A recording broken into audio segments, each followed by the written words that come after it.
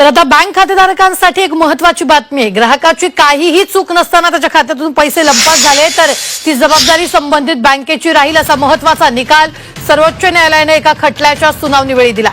ग्राहकाची फसवणूक झाल्यास त्याचे पैसे त्याला परत करावे लागतील असंही आदेशात म्हटलंय। दरम्यान यामुळे स्वतःची जबाबदारी झटकणाऱ्या बँकांना दणका बसल्याचं बँकिंग तज्ज्ञ विद्याधर अनास्कर यांनी म्हटलेलं आहे। तर त्यांच्याशी या संदर्भात बातचीत केली आमचे प्रतिनिधी अरुण मेहत्रे यांनी। राज्य सहकारी बँकेचे अध्यक्ष आणि बँकिंग तज्ज्ञ विद्याधर अनास्कर सर आपल्या सोबत आहेत। सर, एक महत्त्वाचा निकाल सर्वोच्च न्यायालयाने दिला आणि तो ग्राहकांना मोठा दिलासा देणारा आहे, विशेष करून त्याची जेव्हा फसवणूक होते त्यावेळी।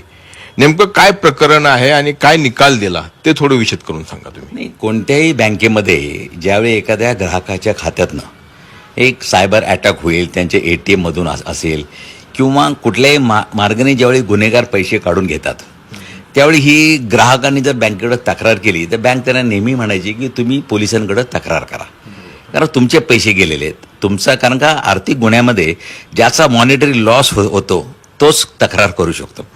त्यामुळे बँक अशा सांगून त्यांचं स्वतःचं अंग काढून घेत होते आणि यामुळे एकदा का ग्राहकाने पोलिसांकडे तक्रार केली की मग तो गुन्ह्यातला पैसा आणि ज्यावेळी तो वसूल होईल त्यावेळी तो ग्राहकाला मिळणार। पण या केसमध्ये अत्यंत सुप्रीम कोर्टाने सांगितलं की लॉ ऑफ बेलमेंट, म्हणजे ज्या विश्वासाने ग्राहकाने तुमच्याकडे पैसा ठेवायला दिलाय त्या पैशाची संपूर्ण सुरक्षितता, संपूर्ण सांभाळी जबाबदारी ही बँकेची आहे। पोलिसांकडे जायचं काही कारण नाही। पोलिसांच्या कच्यावर जे ते ग्राहक भरडले जायचे, आता बँकेला ते क्रिमिनल फाईल करावी लागेल, का आर्थिक नुकसान त्यांचं होणार आहे, कारण का त्यांना कस्टमरला पैसे ताबडतोब द्यावे लागतील। अशा प्रकारचा फर्क्युलर रिझर्व्ह बँकेचं 2017 मध्ये होतं, पण त्याचं एक पालन नीट होत नव्हतं। आता मग सर्वोच्च न्यायालयाने इतका मोठा दणका दिलाय बँकेंना की त्याने काय केलं, ग्राहक सेवा म्हणजे काय तरी स्पष्ट केलंय की ग्राहक तुमच्याकडे विश्वास ठेवतात आणि ते विश्वासाला तडा लागू न देण्याचं काम हे बँकिंग सेक्टरचं आहे।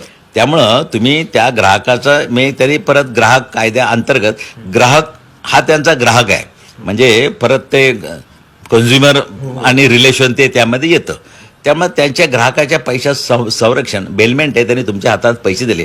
लॉकरमध्ये जर काही दागिने असतील तर तिथं काय झालं तर त्याची जबाबदारी बँकेवर येत नाही, का तर ते हातात दागिने दिलेले नसतात। त्या लॉकरमध्ये काय आहे त्याची कल्पना बँकेला नसते, लॉकर भाड्याने दिलंय। इथं मात्र आम्ही पैसा तुमच्या खात्यामध्ये ठेवलाय, बँकेच्या हातात दिलाय, त्यामुळे त्याची सुरक्षितता ही बँकेने सांभाळली पाहिजे, इतकं ठाम सुप्रीम कोर्टाने सांगितलं। Video journalist Vicky Kamble, Arun Mehtre, Zee 24 Taas, Pune.